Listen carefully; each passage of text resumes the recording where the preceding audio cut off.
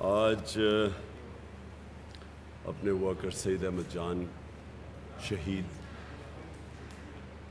مردان میں سب سے پہلے ان کے گھر گیا ہوں، اور جو ہمارے دوسرے ورکر لاہور میں شہید ہوئے ہیں فیصل عباس،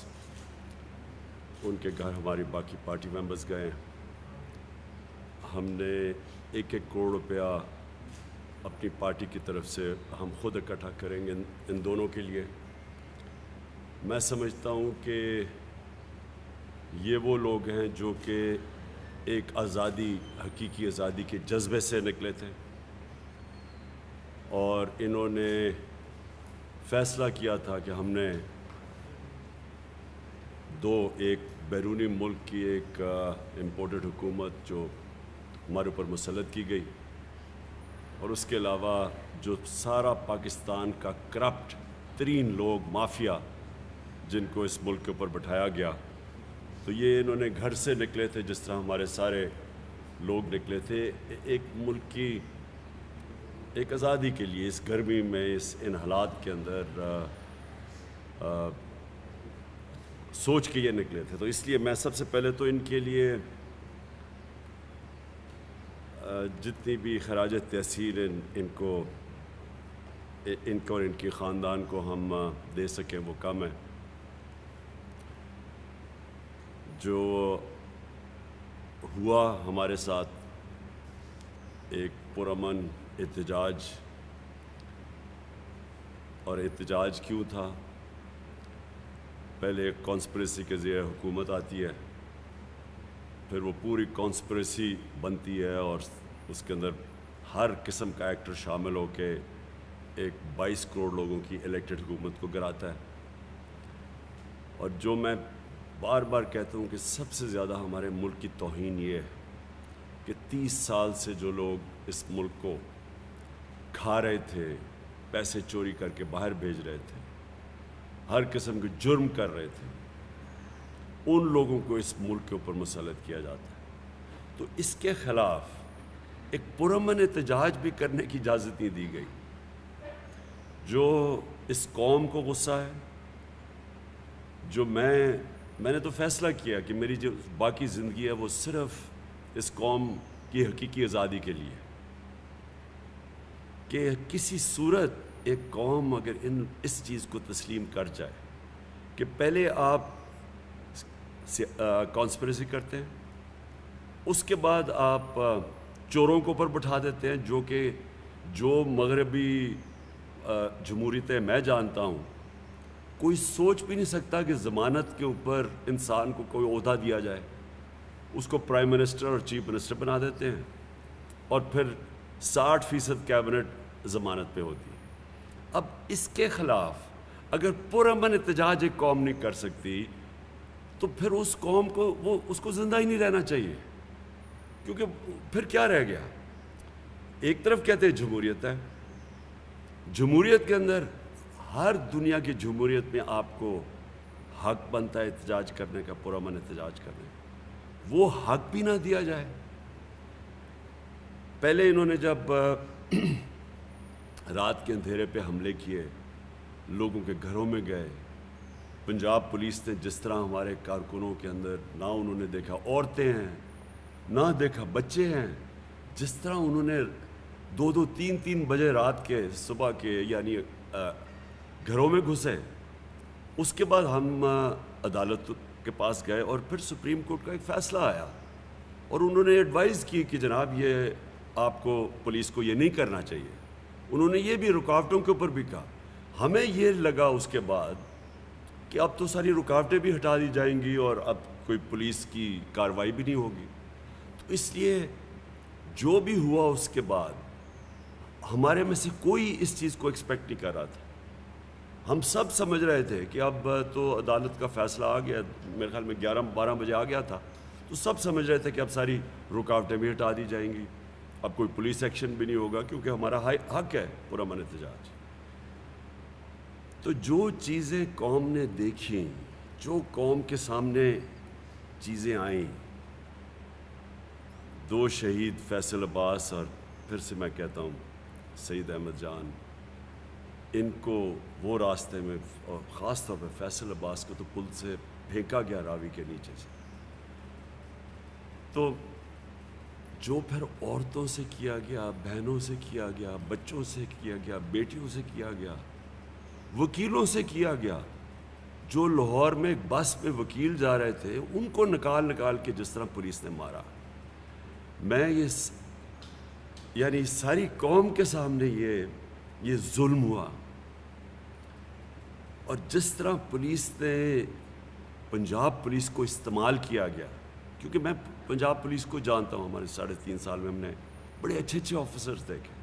لیکن انہوں نے چن کے ان آفیسرز کو اوپر بٹھایا جو اسلام آباد کے آئی جی کو سزا ہونے والی تھی لاہور سیف سٹی کے پروجیکٹ کی کرپشن، اس کو واپس لے کے آئے شہباز شریف. انہوں نے چن کے لوگوں کو پلیس کیا اور ان سے پھر ظلم کروایا. ہمارے جس طرح انہوں نے عمر ایوب ایک منسٹر، وہ بات کرنے گئے پولیس کے ساتھ، جو اس کو انہوں نے مارا ہے بے دردی سے. میں ابھی تک یہ سوچ رہا ہوں کہ کون اپنی عوام کو، لوگوں کو، شہریوں کو، بچوں کو، عورتوں کو، بیٹیوں کو، کون سی پولیس اس طرح ملک دشمن کر کے اس طرح مارتی ہے. اور جیسے جیسے راستے میں ہمیں خبریں آتی گئیں، کیونکہ ہمیں بڑی دیر لگی، 20 گھنٹے لگے پہنچتے، اور خاص طور پہ جب ہم پنڈی اور اسلام آباد میں جب گھسے تو جس طرح عوام نکلی اور ساری رات عوام کھڑی رہی سڑکوں کے اوپر، میں حیرت تھی کہ فیملیز کھڑی تھیں، بچے تھے، بچے اٹھائے ہوئے تھے لوگوں نے. تو میں یہ جو پروپیگنڈا چل رہا ہے کہ ہم کوئی انتشار کرنے جا رہے تھے، میں بار بار یہ سوال پوچھتا ہوں کہ کیا کوئی اپنے بہنیں، بچوں کو، عورتوں کو لے کے جاتا ہے انتشار کرنے کے لیے؟ کیا لوگوں نے اپنی آنکھوں سے نہیں دیکھا کہ کس طرح کے لوگ نکل رہے تھے؟ جب شیلنگ کی گئی ڈی چوک کے اندر، بار بار شیلنگ کی گئی، دیکھا نہیں؟ اب تو سوشل میڈیا پہ تصویریں ہیں کہ کون لوگ تھے جن کے اوپر وہ شیلنگ کر رہے تھے، یہ کون سے دہشت گرد تھے، یہ کس طرح کی، کون سی پولیس اپنے لوگوں کے اوپر اس طرح کرتی ہے. پھر جو لبرٹی چوک میں لوگ نکلے، وہ فیملیز نکلی ہوئی تھی لاہور میں، ان کے اوپر جو شیلنگ کی گئی، جو کراچی میں کیا گیا، جس طرح کا تشدد کراچی میں کیا گیا. یعنی کون سی ملک کی پولیس سے اس طرح کا ظلم کرواتے ہیں؟ یہ ہیں یزید کے ماننے والے لوگ، یہ ہیں ان کے فالوورز یزید کے، رانا ثناء اللہ، شہباز شریف، حمزہ شریف. یہ وہ لوگ ہیں، شہباز شریف اور رانا ثناء اللہ. اگر اس ملک کا انصاف کا نظام ان کو سزائیں دیتا، جب انہوں نے ماڈل ٹاؤن میں 14 لوگوں کو سب کے سامنے، ٹی وی کے سامنے گولیاں ماری، اور کچھ 60 لوگوں کو گولیاں لگی تھیں، 14 لوگ مارے گئے تھے، اگر تب سزا مل جاتی تو شاید اس ہٹ درمی سے یہ اس طرح کا ظلم نہ کرتے جو ساری قوم نے دیکھا. تو میں ایک اپنی پارٹی کے بھی بڑے میرے لوگ مایوس اندر سے، ہمارے کارکن، کہ آپ نے کیوں نہیں وہاں جا کے، کیوں نہیں وہاں بیٹھ گئے. میں آپ کو یقین دلاتا ہوں کہ میں وہ آدمی ہوں جو کہ 126 دن دھرنے میں بیٹھا ہوں. میرے لیے اتنا دیر بیٹھنا، جتنی دیر یہ گھٹنے ٹیکتی ہے گورنمنٹ، میرے لیے کیا مشکل تھا. لیکن مجھے جب تک میں وہاں پہنچا، مجھے پوری طرح علم ہو گیا کہ اب حالات کس طرف جا رہے ہیں. اور میں یہ چاہتا ہوں میری قوم غور سے سنیں. اگر مجھے اپنے ملک کی فکر نہ ہوتی، اگر مجھے میرے بھی باہر پیسے پڑے ہوتے اور جائیدادیں پڑی ہوتی اور ڈالرز پڑے ہوتے اور آف شور اکاؤنٹس ہوتے، اور محلوں میں رہ رہا ہوتا، اور میرے بیٹے بھی بڑے بڑے یہ اربوں روپے کی پراپرٹیز میں رہ رہے ہوتے، جس طرح ان کے 2 خاندانوں کی ساری پیسے باہر پڑے ہیں، مجھے بھی شاید فکر نہ ہوتی اپنے ملک کی. کیونکہ مجھے پتا تھا اس دن رات کو خون خرابہ ہونے لگا تھا. لوگ ہمارے تیار ہو گئے تھے، عام لوگ تیار ہو گئے تھے، جنہوں نے وہ دہشت گردی دیکھی جو پولیس کے ذریعے کروائی گئی اور جو ظلم کیا گیا، سب لوگ تیار ہو گئے تھے لڑنے کے لیے اس دن رات کو. ہمارے لوگ کئی اتنے غصے میں تھے جو انہوں نے وہ تماشے دیکھے ہیں جس طرح پولیس نے ان سے کیا ہے، اور ہر جگہ پولیس نے کیا۔ جو لوگ پولیس کی مار کھا کے وہاں تک پہنچے، جنہوں نے عمر یوب کی حال دیکھا جو وہ ہمارے ساتھ جب کنٹینر میں آیا، وہ جا کے پولیس کو سمجھا رہا تھا اور انہوں نے جو اس سے تشدد کیا ہے، یہ بھی نہیں دیکھا کہ ایک منسٹر ہے، کسی نے کوئی مجرم نہیں ہے، یہ انسٹرکشنز دی ہوئی تھی پولیس کو ظلم کرنے کے لیے۔ تو جو غصہ تھا اس وقت،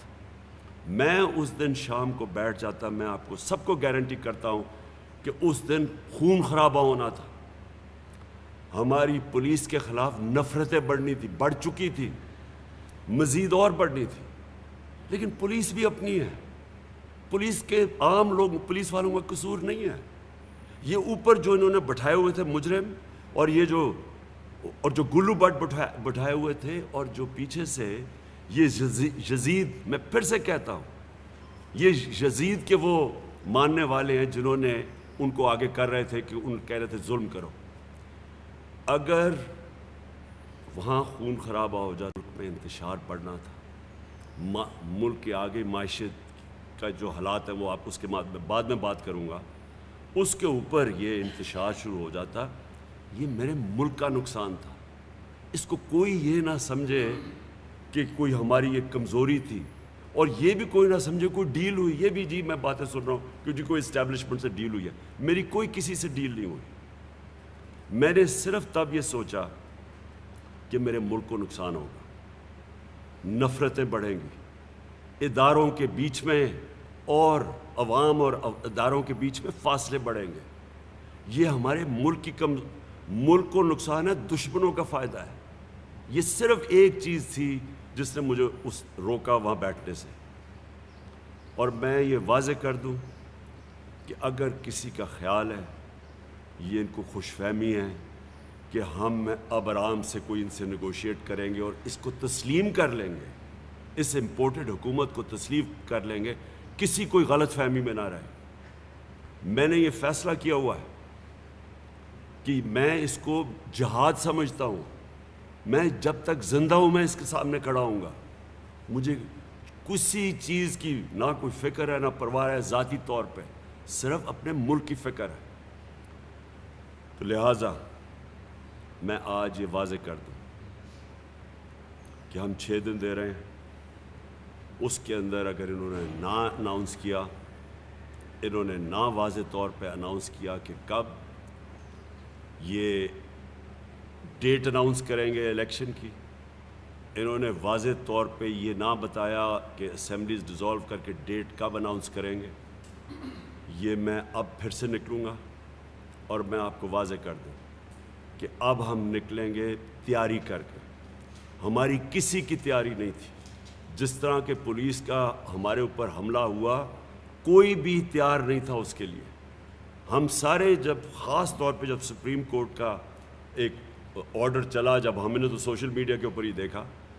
ہم سب کو یہ لگ گیا کہ اب راستے کھل جائیں گے اور اب کوئی مسئلہ پولیس کا نہیں ہوگا، لہٰذا کوئی تیاری نہیں تھی۔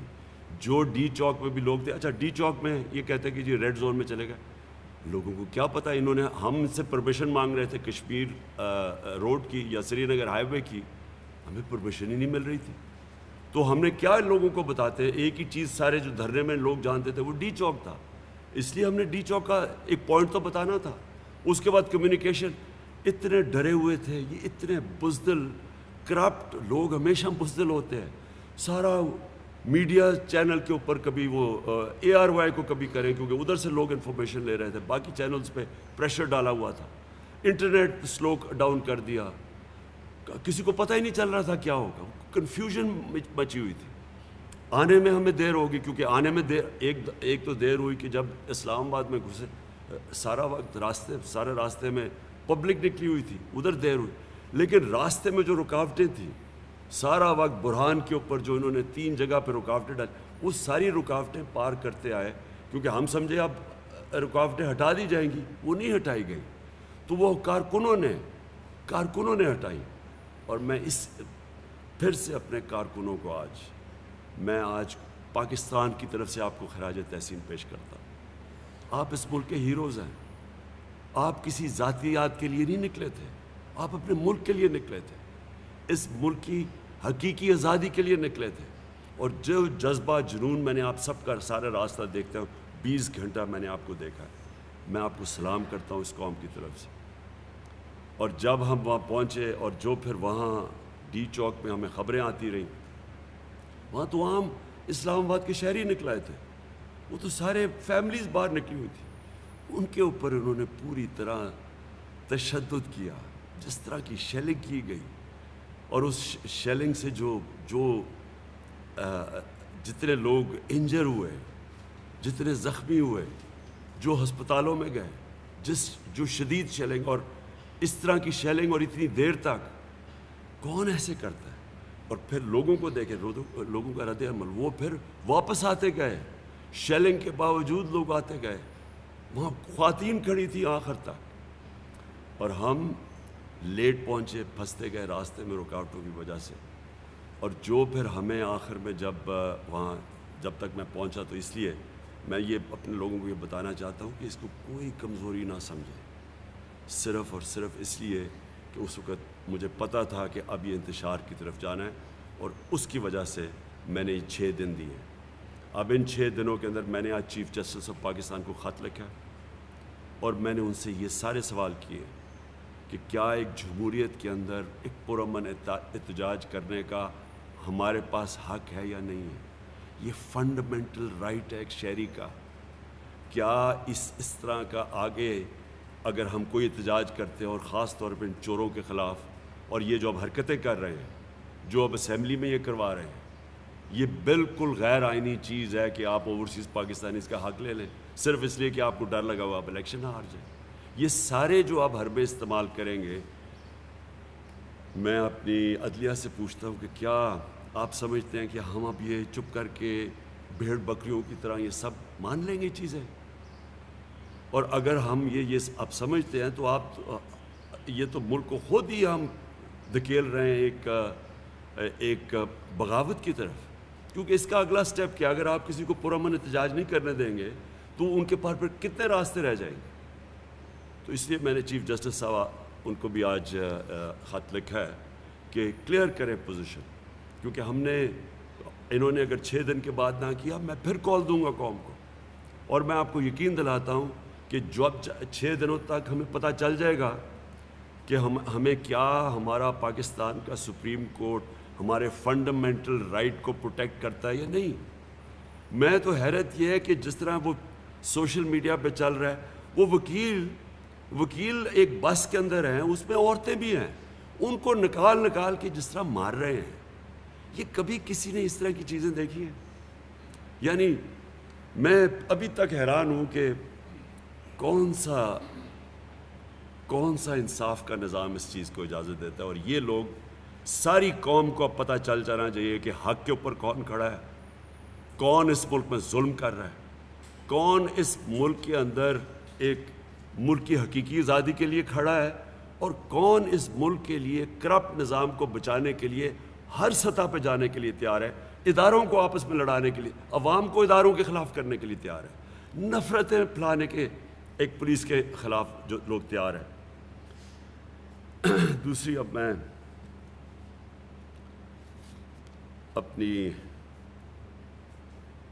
میں ویسے یہ ضرور کہہ دوں کہ اس طرح کے سینز جو انہوں نے جس طرح کی شیلنگ اور کی, وہ جنرل ڈائر کا ہم ابھی تک وہ فلموں میں آتا ہے کہ جس طرح وہ جلیانوالہ باغ کے اندر اس نے لوگوں کے اوپر جو تشدد کیا, وہ تو ایک حکمران باہر سے آئے ہوئے تھے, غلاموں کے خلاف کیا. ایک آزاد قوم میں جس طرح کو پولیس کا اور انہوں نے استعمال کیا ہے. اچھا جی, میں اب آنا چاہتا ہوں دوسری چیز کے اوپر. آئی ایم ایف کے پریشر کے میں آ کے انہوں نے 30 روپے لیٹر ڈیزل اور پٹرول بڑھایا. میرا سب سے پہلے سوال یہ ہے کہ کیا اتنا بڑا کبھی بھی پاکستان میں کبھی بھی فیول کی قیمت میں اتنا اضافہ کیا گیا؟ ان کے لوگ کہہ رہے ہیں جی کہ اوہو جی بڑا مشکل. انہی کے اللہ الحق ہے, وہ کبھی سچ زیادہ دیر چھپتا نہیں ہے. انہی کی سٹیٹمنٹ سن لیں مفتاح اسماعیل کی، خاقان عباسی کی، کہ جب ہم عالمی پریشر کے اندر آ کے قیمتیں بڑھا رہے تھے اور پھر بھی پاکستان سب سے ہم نے کم پٹرول کی اور ڈیزل کی قیمت رکھی تھی عوام کو بچانے کے لیے، سارے بر صغیر میں ہماری سب سے کم قیمتیں تھیں، لیکن انٹرنیشنل قیمتیں بڑھتی گئیں، تو جب بڑھتی گئی ہم نے ایک پوائنٹ پہ فیصلہ کیا کہ ہم اب مزید اور بوجھ نہیں ڈالیں گے اپنے لوگوں پہ۔ ہم نے ٹیکس کلیکشن جو ہمارا جتنا ہم نے ٹیکس کلیکٹ کرنا تھا، جو ٹارگٹ تھا، اس سے زیادہ ٹیکس کلیکٹ کیا۔ ہم نے ادھر سے بھی اور باقی جگہ سے پیسہ نکول کے ہم نے فیصلہ کیا کہ جون تک ہم نے پٹرول اور ڈیزل کی قیمت بڑھنے نہیں دینی، ہم نے اس کو سبسڈائز کیا۔ ہم نے اس لیے کیا اپنے عوام کے اوپر یہ جو بوجھ پڑتا جا رہا تھا یہ بچانے کے لیے، اور جب آپ ڈیزل اور پٹرول کی قیمت بڑھاتے ہیں تو سب کچھ بڑھ جاتا ہے، ہر چیز کے اوپر اس کا اثر پڑتا ہے۔ اس کا اثر پڑے گا خاص طور پہ جا کے بجلی کے اوپر، اور بجلی پٹرول ڈیزل جب بڑھتا ہے ہر چیز کی چیزیں مہنگی ہونے لگی، تو انہوں نے IMF کا پریشر برداشت نہیں کیا۔ میرا یہ اب میں اس نتیجے پہ پہنچ چکا ہوں، کیونکہ میں نے تو اب 3.5 سال میں دیکھ لیا ہے، یہ جو باہر کی قوتیں ہیں یہ چاہتی نہیں ہیں کہ پاکستان اپنے پیر پہ کھڑا ہو، یہ چاہتی ہیں ہم کمزور رہیں۔ اب انہوں نے پریشر ڈال کے، اور کیونکہ اس حکومت میں تو کوئی پریشر لینے کی قابلیت ہی نہیں ہے، نہ ان میں ملک چلانے کی قابلیت ہے، 6 ہفتے کے اندر انہوں نے جو ملک کے ساتھ کیا وہ سب کے سامنے ہے، روپیہ بھی گرنا شروع ہو گیا، سٹاک مارکیٹ، چیزیں ویسی مہنگی ہوں گی، اب اس کی وجہ سے مزید اور مہنگائی کی طرف اب جا رہے ہیں۔ تو میں یہ ان سے سوال پوچھتا ہوں کہ کیا اب ان کو نہیں پتا کہ اس ملک کے اوپر اب کس طرح کا پریشر پڑے گا، عوام کے اوپر، عوام میں بدلی آئے گی، عوام جب یہ مزید اور مہنگائی آئے گی عوام تو بغاوت کی طرف جائے گی۔ ہم نے سری لنکا میں نہیں دیکھا کیا ہوا ہے، ہمارے سامنے 2 مہینے میں سری لنکا کدھر سے کدھر پہنچ گیا، یہ تو ہمیں ادھر دھکیل رہے ہیں۔ کیا اگر امریکہ کا ہمارا انٹرسٹ اتنا ہی ہوتا تو کیا ان کو نظر نہیں آ رہا کہ ملک میں بڑی مشکلوں سے ہم نے چیزیں کنٹرول کی ہوئی تھی، تو ہمارے اوپر بھی IMF کا پریشر تھا کہ قیمتیں بڑھاؤ، ہم نہیں بڑھا رہے تھے۔ انہوں نے یہ جو چیزیں بڑھائی ہے، میں آپ کو بتاؤں، اس سے یہ قوم کے اندر ایک ملک سے بدلی آئے گی، ملک سے بدل ہوں گے، وہ بدحالی آئے گی، اس کا جو امپیکٹ پڑے گا لوگوں کے اوپر۔ اور میں تو سمجھتا ہوں کہ یہ ہمیں ادھر دھکیل رہے ہیں جدھر سری لنکا جدھر پہنچ چکا ہے، اور اس کا جو امپیکٹ پڑنا ہے ہمارے ملک کے امن اور امن میں، تو میں اسی لیے جو سب سے زیادہ یہ جو سازش، وہ جو مراسلہ جو آیا تھا واشنگٹن سے،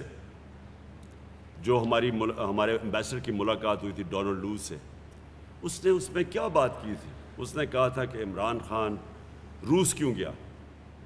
اس نے نام لیا تھا کہ عمران خان روس کیوں گیا، اور اس لیے اس کو آپ ہٹاؤ، اور اگر نہ ہٹایا تو پاکستان کو نقصان ہوگا، اور اگر ہٹا دیا تو معاف کر دیا جائے گا۔ تو لگ ایسے رہا تھا کہ مجھے جو اصل معافی پاکستان کو، کہ میں روس کیوں چلا گیا۔ پہلے تو میں یہ واضح کر دوں کہ روس سارے ہمارے جتنے بھی اسٹیک ہولڈرز تھے، فارن آفس تھا، یہ عسکری قیادت تھی، سب کی مشاورت سے میں گیا تھا، اور میرا مقصد روس میں جو ہم نے جو ان سے ڈیلز کی تھی، سب سے بڑا مقصد یہ تھا کہ ہم لوگوں کے اوپر، روس اس وقت 30%، اور ابھی بھی اگر یہ چاہیں ہندوستان نے روس سے 30% کم قیمت پہ خریدا ہے تیل، ہم بھی وہی ڈیل کر رہے تھے، 30% کم اگر ہم ان سے تیل خریدیں تو ہم عوام کے اوپر بوجھ کم کر سکتے تھے۔ ہم نے آگے سبسڈائز کیا ہوا تھا، ہندوستان نے کم کر دیا بوجھ، انہوں نے قیمتیں پتہ نہیں 15 یا 25 روپے انہوں نے اپنی ڈیزل اور پٹرول کی قیمت کم کر دی، کیونکہ وہ روس سے لے رہے ہیں۔ اب میرا جو مسئلہ ان کو کیا ہے، ہندوستان آزاد قوم ہے، ان کو اجازت ہے، اسٹریٹجک ایلائی ہے، ان کو اجازت ہے روس سے وہ تیل بھی خریدیں، ملٹری اکوپمنٹ بھی خریدیں، ہمیں کیوں نہیں اجازت؟ اور اتنا غصہ کیوں کہ جناب عمران خان کی کیسے جرت تھی، وہ روس چلا گیا اور اس نے ڈیلز کر لی۔ آج آپ کو وہ نظر آ رہا ہے غلامی کی قیمت قوم ادا کر رہی ہے۔ یہ ہے غلامی کی قیمت، کہ ان میں اتنی جرت نہیں تھی کہ کہیں کہ ہمارا کم از کم 5 کروڑ لوگ غربت کی لکیر سے نیچے ہیں، 5 کروڑ لوگ مزید صرف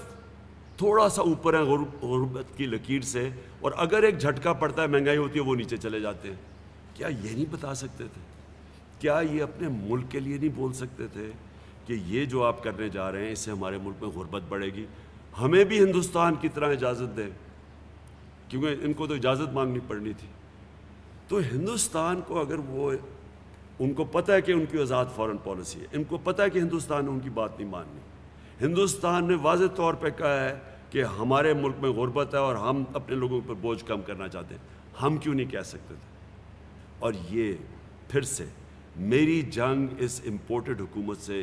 یہ ہے کہ میں غلامی نہیں قبول کرتا۔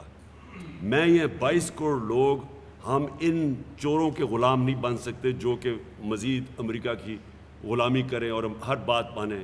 یہ جو IMF ہے، IMF تو امریکہ کنٹرول کرتا ہے اس کو۔ تو یہ جو کون پریشر ڈال رہا ہے، کون پاکستان کو دھکیل رہا ہے؟ یہ جو کہتے ہیں لائف سپورٹ مشین پہ، کس نے پاکستان کو لائف سپورٹ مشین پہ رکھا ہوا ہے؟ اور پھر یہ کہتے ہیں کہ جی بیگرز آر ناٹ چوزرز، یہ پرائم منسٹر کہتا ہے، یہ کرائم منسٹر،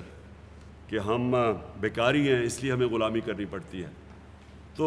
یہ تو جس طرح آپ جا رہے ہیں تو ہمیشہ ہی بیکاری رہیں گے۔ اس لیے میرا آخری لفظ، اس لیے میرا یہ فیصلہ ہے، یہ جہاد ہے ان کے خلاف۔ 6 دن میں نے ان کو دیے ہیں، 6 دن کے بعد انشاءاللہ میں اپنی قوم کو نکالوں گا، اور اس بار ہی جب نکالوں گا تیاری کر کے نکالوں گا ہر قسم کی۔ مجھے امید اپنی سپریم کورٹ سے ہے، سپریم کورٹ کا اس وقت بہت بڑا رول ہے۔ میں اپنی وکلا کمیونٹی کو آج کہہ رہا ہوں، جس طرح انہوں نے وکلا کو مارا ہے بری طرح لاہور کے اندر، آپ کے سامنے وہاں پاکستان بار کونسل کا ممبر بیٹھا تھا، اس کو جو انہوں نے نکال کے جو اس کو مارا ہے، اور FIR جو انہوں نے کی ہے۔ یہ وقت ہے، میں آج اپنی ساری قوم کو اپیل کر رہا ہوں، میرا فیصلہ ہے، میں نے ان کو قبول نہیں کرنا، میں نے ان کے خلاف جہاد لڑنی ہے۔ میں آپ سب کو کہتا ہوں کہ 6 دن میں نے دیے ہیں، ساری قوم تیاری کریں اپنی حقیقی آزادی کے لیے، اور اس باری جب ہم نکلیں گے ہم تیاری کر کے نکلیں گے۔ ہم سپریم کورٹ سے پروٹیکشن چاہتے ہیں جو ہمارا حق ہے، لیکن اگر انہوں نے اس باری وہ حرکتیں کی جو اس باری کی ہیں، پھر یہ ذمہ دار ہوں گے جس طرف یہ ملک جائے گا۔